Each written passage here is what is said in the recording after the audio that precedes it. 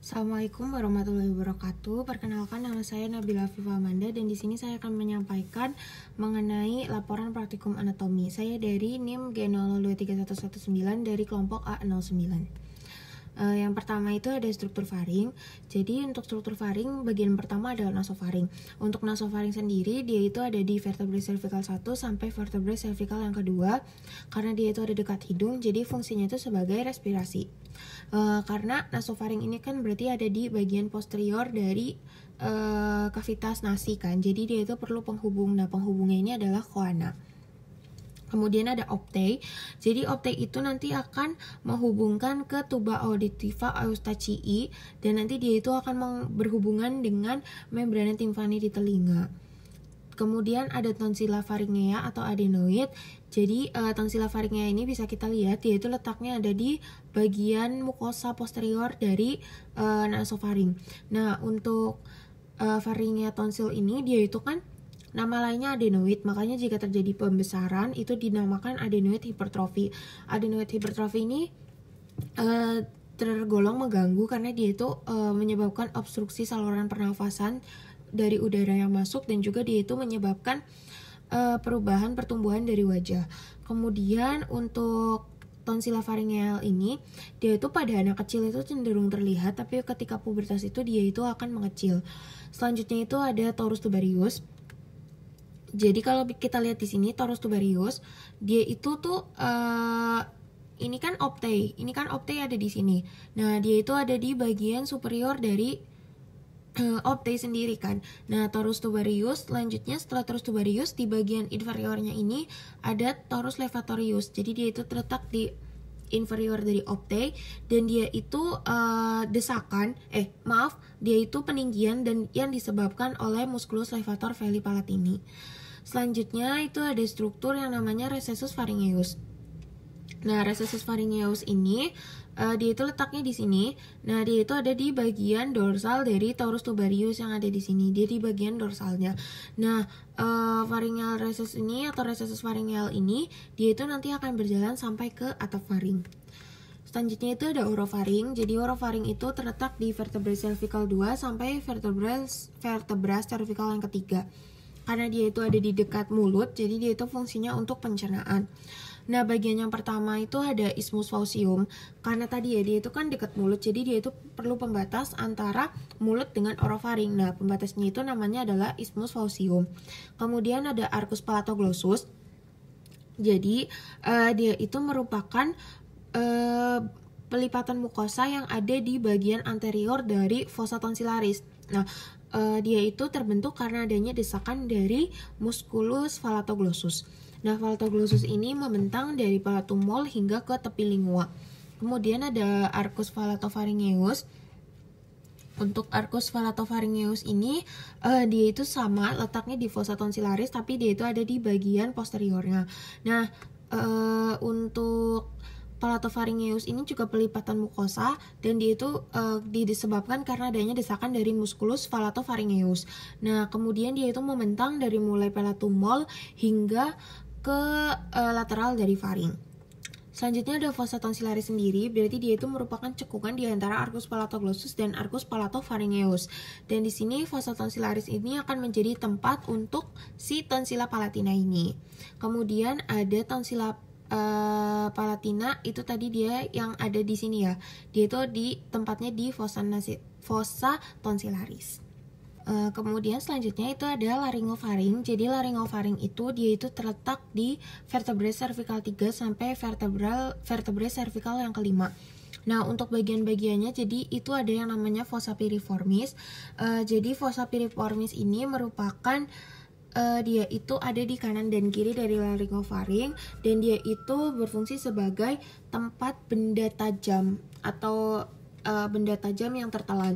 Nah, sedangkan kan kalau benda tajam itu berarti ke fossa piriformis. Kalau misalnya benda yang tumpul itu dia itu akan ke orofaring. Nah, tepatnya di vallecula epiglottica. Sementara kalau benda tajam itu ada di fossa piriformis laryngofaring.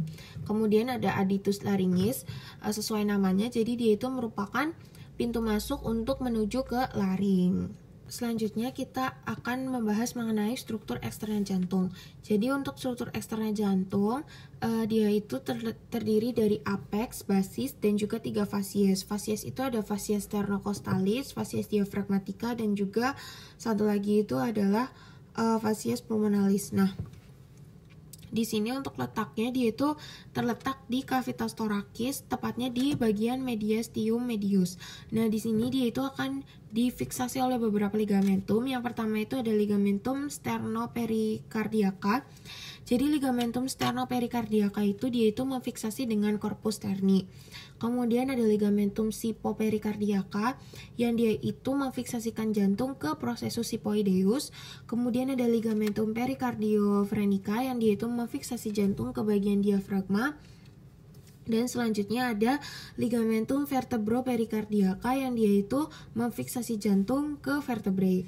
Untuk batas-batas jantung, jadi kanan atas dia itu ada di SIC2 linea parasternalis dextra. Untuk yang bagian kiri atas dia itu ada di SIC2 linea parasternalis sinistra. Untuk di kanan bawah dia itu ada di SIC4 linea parasternalis dextra, dan juga untuk yang kiri bawah itu dia itu ada di SIC5 linea midclavicularis sinistra.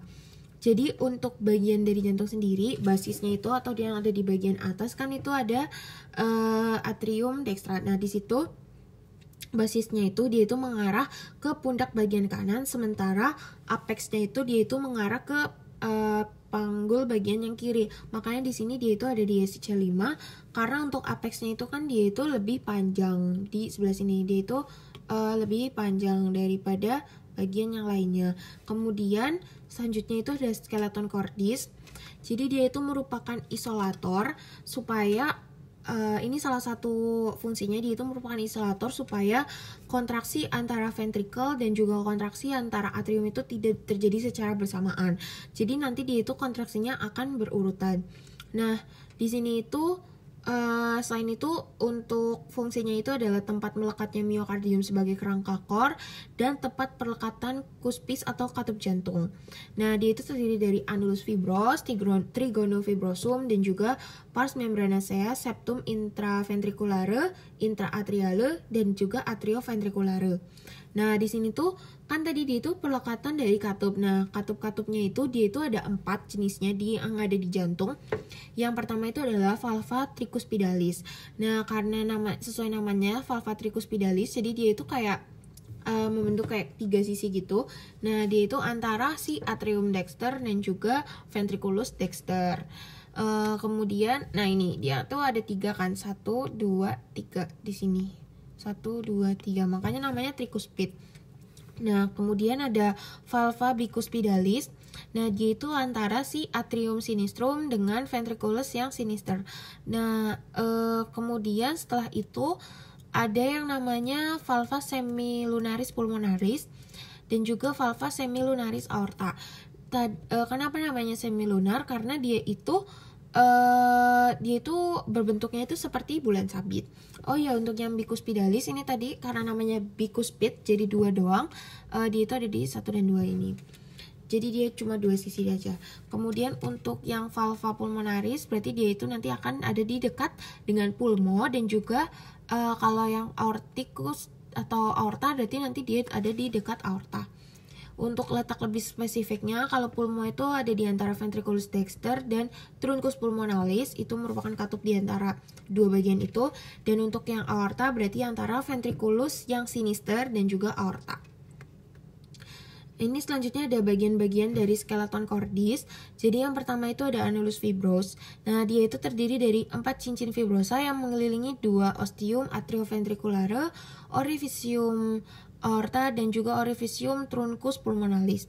Nah, yang pertama itu ada annulus atrioventricularis dexter yang dia itu ada berada di sekitar valva tricuspidalis. Kemudian ada annulus atrioventricularis sinister yang dia itu ada di sekitar valva mitralis. Kemudian ada annulus valva aorta yang berarti di dekat aorta, dan juga ada annulus valva truncipulmonalis yang berada di sekitar valva pulmonalis.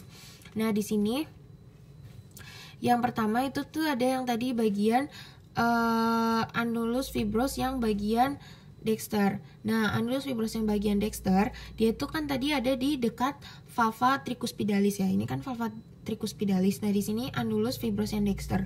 Kemudian kalau tadi annulus fibrosus yang sinister, berarti dia itu kan ada di dekat valva yang mitral. Nah, valva yang bicuspid. Nah, jadi dia itu ada di dekat sini. Kemudian di annulus fibrosus itu dia itu ada yang namanya bundle of His. Jadi bundle of His ini dia itu merupakan sistem konduksi jantung dan satu-satunya dia itu yang menghubungkan antara myocardium ventricle dan myocardium yang ada di atrium. Kemudian ada trigonum fibrosum. Jadi dia itu merupakan daerah penebalan jaringan yang menghubungkan antar annulus. Nah, trigonum fibrosum dextrum itu dia itu ada di antara annulus fibrosus valva aorta dan juga annulus atrioventriculare yang dextra. Kemudian kalau misalnya trigonum fibrosum yang sinistrum, berarti dia ada di antara annulus fibrosus aorta dan juga annulus atrioventricular sinistra. Nah, ini bisa kita lihat. Ini yang pertama itu ada yang bagian sinister. Jadi yang sinister itu dia itu dekat dengan aorta, tapi dia itu lebih dekat dan dia itu dekat dengan yang atrioventricularis yang sinistra di sini. Tapi kalau misalnya yang dextra, berarti dia itu sama dekat valva aorta, tapi dia itu dekat dengan yang namanya tadi tricuspid atau ostium atrioventricularis dextra. Kita akan membahas mengenai struktur interna jantung. Jadi untuk struktur interna jantung, jantung sendiri itu terdiri dari 3 lapisan. Yang pertama itu ada epikardium. Nah, epikardium itu sebenarnya dia itu sama dengan lamina visceralis dari perikardium yang serosum. Nah, di sini tuh terdapat lapisan lemak yang terdapat saraf dan pembuluh darah. Kemudian ada miokardium, sesuai namanya mio merupakan lapisan otot dan dia itu terdiri dari kardiomyosit. Di sini ventrikel kiri itu memiliki miokardium yang lebih tebal karena dia itu akan memompa darah ke seluruh tubuh. Kemudian selanjutnya itu ada endokardium. Jadi untuk endokardium itu dia itu terdiri dari endotelium dan jaringan ikat padat. Nah, ini ada bagian-bagiannya. Yang pertama itu ada endokardium. Ini merupakan bagian paling dalam dari lapisan jantung. Selanjutnya itu ada yang namanya miokardium. Miokardium ini merupakan lapisan tengah yang dia itu terdiri dari otot, makanya dia itu terlihat tebal. Dan juga ada epikardium yang merupakan lamina viscera dari perikardium yang serosum. Selanjutnya untuk jantung itu dia itu terbagi dari 4 ruangan, ada atrium dexter, kemudian ada ventricle dexter, atrium sinister, dan ventricle sinister. Nah, yang pertama kita akan bahas dari atrium dexter. Atrium dexter sendiri itu terdiri dari bagian halus yang namanya itu adalah sinus venarum cavarum dan bagian kasar yang terbentuk karena adanya musculus pectinati. Kemudian ada auricula dextra atau biasanya disebut juga sebagai atrium proper. Dia itu bentuknya kayak telinga. Jadi dia itu meningkatkan kapasitas atrium sehingga dapat menampung volume darah yang lebih besar. Kemudian ada bagian halus dan kasar tadi dipisahkan oleh crista terminalis di bagian dalamnya dan di bagian luarnya dipisahkan oleh sulcus terminalis. Selanjutnya jadi antara si atrium dexter dengan yang atrium yang sinister itu tuh terdapat yang namanya septum intraatrial karena kan sama-sama atrium makanya namanya intraatrial.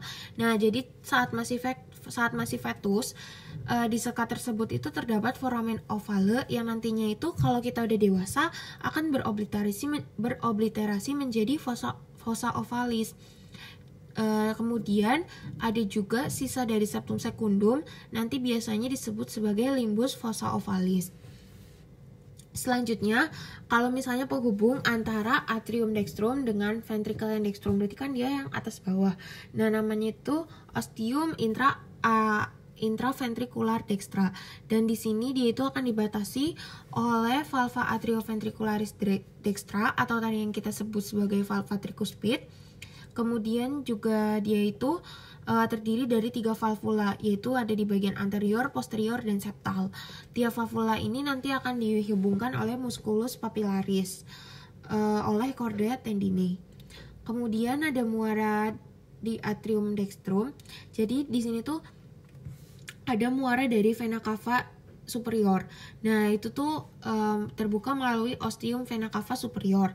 Kemudian ada muara vena cava inferior, dia melalui vena cava inferior yang terdapat yang namanya tuh valvula Eustachii. Tapi valvula ini tuh nggak bisa menutup ostium dengan sempurna. Kemudian ada sinus coronarius yang dia itu melalui ostium sinus coronari dan dia itu terdapat valvula yang namanya TBCI. Tapi valvula ini juga tidak dapat menutup ostium dengan sempurna.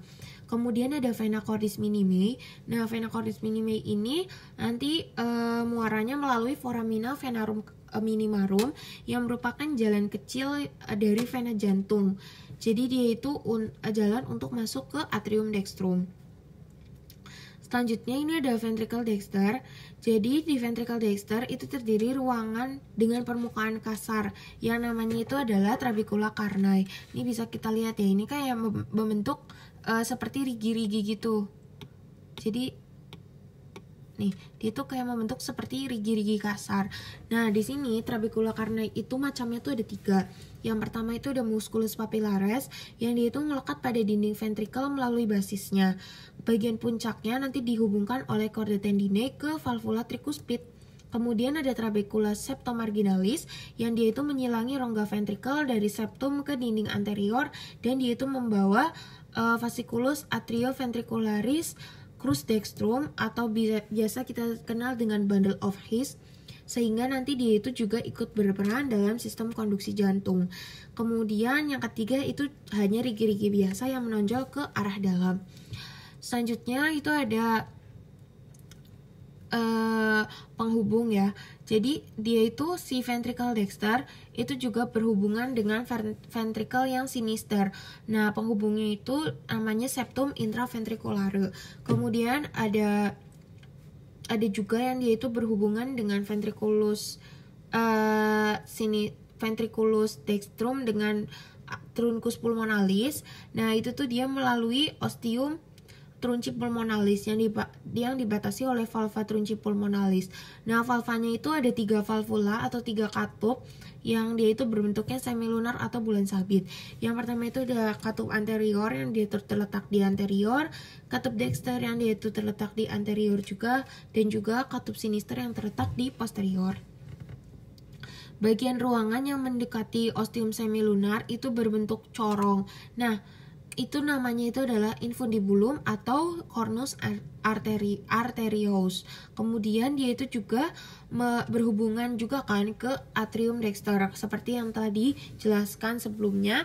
Jadi dia itu dihubungkan oleh septum atrioventriculare. Dan di sini juga tadi sudah disebutkan ada 3 valva, yaitu ada anterior, septalis, dan juga inferior.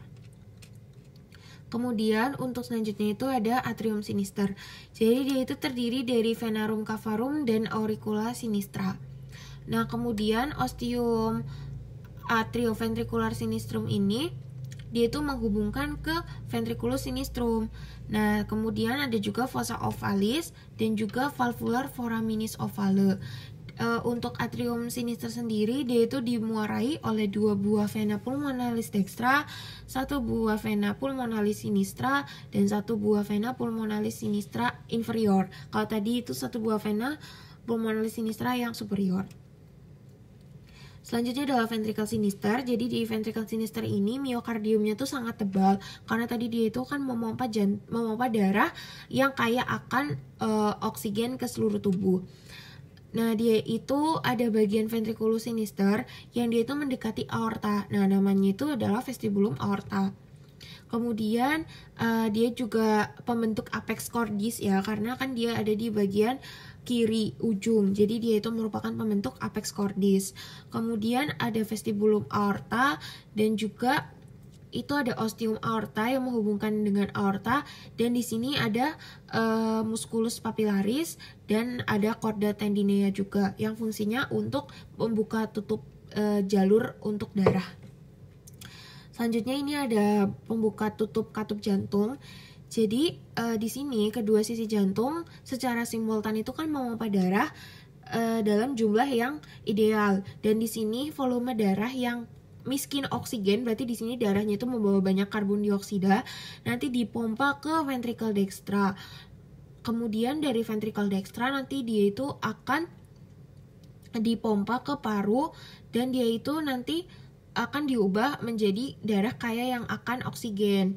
Kemudian nanti dia itu akan dialirkan melalui ventricle sinistra ke jaringan. Nah, di sini sirkulasi paru tekanan dan resistensinya itu rendah. Sementara kalau sirkulasi sistemik itu tekanan dan resistensinya itu tinggi.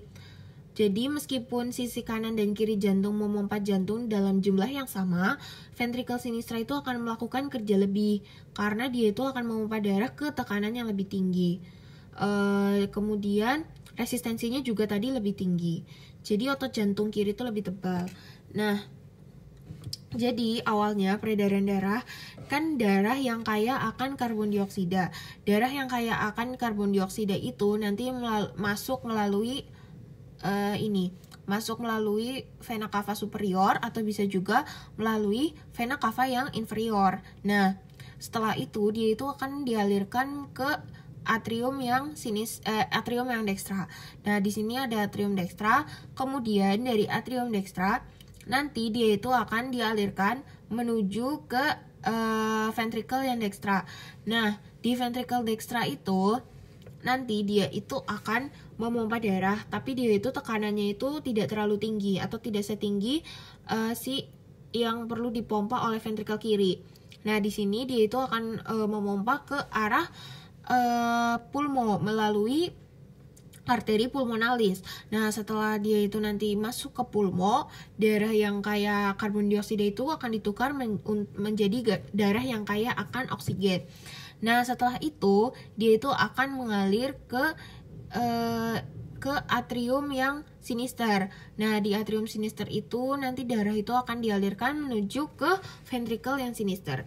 Di ventricle sinister ini nanti darah itu akan dipompa, nanti dia itu akan melewati aorta dan dia akan dipompa ke seluruh tubuh dengan tekanan tinggi dan resistensi yang tinggi. Makanya otot ventricle kiri itu dia itu lebih tebal. Nah, kemudian kan darah mengalir melalui jantung dalam satu arah tetap, yaitu vena, atrium, ventricle, kemudian arteri. 4 katup tersebut memastikan darah mengalir searah karena katup diposisikan sehingga mereka itu membuka dan menutup itu secara pasif karena adanya perbedaan tekanan. Gradien tekanan ke arah depan berarti tekanan katup lebih besar itu memaksa katup terbuka. Tapi kalau misalnya gradien tekanan yang mengarah ke belakang, berarti di sini tekanan di depan katup itu lebih besar kan. Nah, itu mendorong katup itu untuk menutup. Nah, di sini itu terbuka dan tertutupnya katup itu adalah dilakukan supaya tidak terjadi yang namanya regurgitasi atau aliran darah balik. Kemudian di sini ada yang namanya sistolik. Nah, sistolik itu kan terjadi ketika ventricle kiri itu berkontraksi untuk memompa darah keluar jantung. Di sini katup semilunar yaitu berarti aorta dan pulmo tadi katupnya itu terbuka, sementara katup atrioventrikular, trikuspid dan bikuspid itu tadi menutup. Nah, di sini ada yang namanya mekanisme katup pulmo. Jadi dia itu selama sistol tekanan aliran darah itu akan mendorong ke atas sehingga darah itu mengalir ke arteri pulmonalis. Kadang-kadang darah akan mengisi sinus aorta. Kadang-kadang darah itu akan mengisi sinus. Kemudian ada yang namanya katup aorta. Nah, di sini katup aorta itu strukturnya itu unik, yaitu dia itu bukaan arteri koroner di dalam sinus aorta. Jadi arteri koroner itu adalah arteri yang memvaskularisasi jantung dan dia itu ada di dalam sinus aorta. Nah, kemudian pengisian sinus itu hanya terjadi pada akhir sistol atau saat kontraksi ventrikel. Jadi aliran darah melalui pembukaan arteri koroner itu hanya terjadi pada fase diastolik atau ventrikel relaksasi dan atriumnya yang kontraksi. Selanjutnya kita akan ke diastolik. Nah, diastolik itu kan tadi udah dijelaskan ya. Jadi dia itu karena adanya pengisian akhir pada sistol. Jadi aliran darah itu melalui pembukaan arteri koroner. Di sini itu posisi katupnya ketika itu semilunarnya tertutup dan atrioventrikularnya yang terbuka. Nah, di sini ventricle itu relaksasi dan akan terisi darah dari atrium. Nah, selain karena katup-katup tadi, kontraksi dari jantung itu juga dipengaruhi oleh muskuli papilaris dan chordae tendineae. Ini juga berperan untuk buka tutup katup. Muskuli papilaris ini akan berkontraksi sebelum ventricle berkontraksi, sehingga chordae tendineae itu menegang dan dia itu menarik kedua kuspis secara bersamaan. Jadi nanti kuspisnya itu tertutup. Nah, gampangnya chordae tendineae itu tuh tali yang menghubungkan musculus papilaris dengan katup. Jadi musculus papilaris itu berperan penting dalam fungsi jantung normal untuk mencegah terjadinya kebocoran katup atrioventrikular, yang nantinya berarti dia itu akan mencegah aliran darah balik kan selama sistol atau selama kontraksi dari ventricle. Selanjutnya itu kita akan membahas mengenai diafragma. Jadi untuk diafragma sendiri dia itu terdiri dari dua kavitas. Ada kavitas torakis dan kavitas abdominis. Nah, dia itu terdiri dari dua bagian. Yang pertama itu ada pars muscularis atau dia itu ada di bagian perifer, terdiri dari pars sternalis, costalis, dan lumbalis. Nah, ini untuk yang pars sternalis.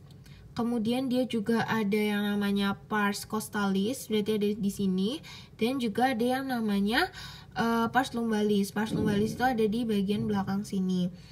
Jadi itu bagian depan kan, yang nantinya itu di sini ada sternum. Jadi dia namanya pars sternalis karena nanti dia itu akan dekat sternum. Kemudian selain pars muscularis ada yang namanya centrum tendineum. Nah, sesuai namanya centrum tendineum berarti dia itu letaknya itu ada di sentral, bagian putih-putih ini. Yang pertama kita akan bahas mengenai pars muscularis. Nah, jadi yang pertama dia itu terdiri dari pars sternalis tadi kan yang ada di depan sini. Nah, dia itu terbentuk dari trigonum sternocostaleri yang nantinya akan dilewati oleh arteri vena epigastrika superior dan vasa limfatika yang nantinya akan menjadi tempat lemah atau locus minimalis resistensi dari hernia diafragmatika. Kemudian ada pars costalis. Nah, itu dia itu bentuknya tuh kubah pada diafragma di sini. Pars costalis. Kemudian ada pars lumbalis yang dia itu terdiri dari dua ligamentum, yaitu ligamentum arcuatum medial dan ligamentum arcuatum lateral. Nah, ligamentum arcuatum medial itu terjadi karena adanya penebalan musculus psoas major, dan ligamentum arcuatum lateral itu terjadi karena adanya penebalan dari musculus quadratus lumborum. Bagian pars lumbalis diafragmatika yang melekat pada vertebrae lumbalis itu membentuk dua crura muskular yang namanya itu adalah crus dextrum dan crus sinistrum. Batas medial kedua crura ini nanti akan menyatu dan membentuk yang namanya ligamentum arcuatum medianum di ventral aorta yang namanya nanti adalah hiatus aorticus. Nah, kemudian pars diafragmatika itu melekat pada costae yang nomor 11 dan juga 12. Seringkali terpisah dari pars lumbalis diafragmatika oleh celah sempit yang namanya itu adalah trigonum lumbocostal Buch-Dalleki yang juga merupakan locus minoris resistensi terjadinya hernia. Selanjutnya itu ada centrum tendineum tadi yang ada di bagian sentral atau yang putih ini. Jadi dia itu terdiri dari hiatus aorticus yang ada di setinggi vertebrae thoracical 12 dan dia itu dilalui oleh aorta, ductus thoracicus, vena azygos, dan hemiazygos. Kemudian ada hiatus oesophagus yang dia itu ada di setinggi vertebrae thoracical 10 dan dia itu akan dilalui oleh oesophagus, kemudian nervi vagis, dan juga ada ramus oesophagi arteri gastrika sinistra. Kemudian ada foramen vena cava morgagni yang dia itu ada di setinggi vertebrae thoracical yang ke-8. Dia itu dilalui oleh vena cava inferior, nervus phrenicus dexter, dan juga vasa limfatika. Kemudian ada trigonum leri, itu dia itu dilalui oleh arteri vena epigastrika superior dan vasa limfatika. Kemudian untuk neurovaskularisasi dari diafragma sendiri, dia itu ada dari arteri phrenica inferior, arteri phrenica superior, arteri pericardiofrenica, arteri musculofrenica, dan juga ada drainase vena yang dia itu paralel dengan arterinya.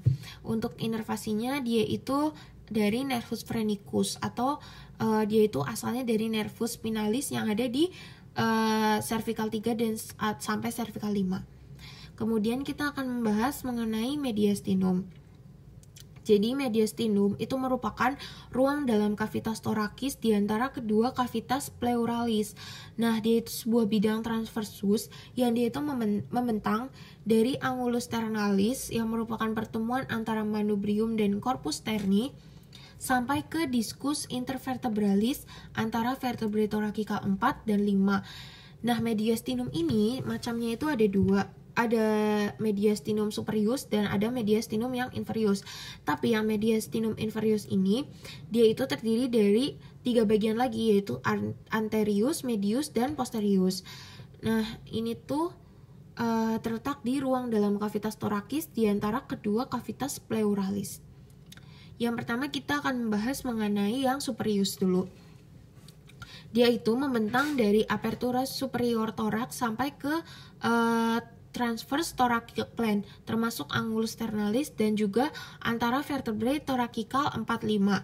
Nah, dia itu isinya tuh ada thymus, trachea, esophagus, arcus aorta dan 3 cabang besarnya, vena brachiocephalica dextra sinistra, kemudian ada vena intercostalis superior sinistra, vena cava superior, nervus vagus, nervus laryngeus. Nah, kemudian nervi frenici, kemudian ada juga ductus thoracicus dan juga nervi kecil, pembuluh darah dan pembuluh limfa lainnya. Selanjutnya kita akan ke bagian yang inferior. Nah, jadi di bagian inferior itu dia itu kan tadi terdiri atas 3 bagian. Jadi dia terbagi lagi. Pertama itu ada mediastinum inferior tapi yang bagian anterior. Nah, letaknya itu dia itu di anterior pericardium, di posterior sternum dan musculus transversus thoracis. Isinya itu ada thymus, nadi limfatiki, lemak dan juga jaringan ikat. Kemudian ada juga yang ada di bagian media. Nah, di bagian media ini dia itu ada jantung, ada perikardium, ada nervus phrenicus, kemudian ada juga pangkal aorta. Yang tadi ya, nervus phrenicus itu merupakan pangkal aorta, kemudian juga ada vena pulmonalis, vena cava atau bronki primari. Nah, itu dia tuh letaknya di antara kavitas pleura dextra dan sinistra. Selanjutnya untuk bagian yang terakhir itu ada mediastinum yang ada di bagian posterior. Nah, itu letaknya itu di posterior pericardium di antara pleura mediastenalis. Nah, di sini isinya itu ada esophagus, aorta thoracica, vena zygos, hemiazygos, ductus thoracicus, kemudian juga ada truncus sympathicus dan juga nervus planicus. Baik, mungkin sekian yang dapat saya sampaikan mengenai kasus-kasus atau permasalahan di laporan praktikum anatomi. Semoga bisa membantu. Mohon maaf apabila ada kesalahan. Wassalamualaikum warahmatullahi wabarakatuh.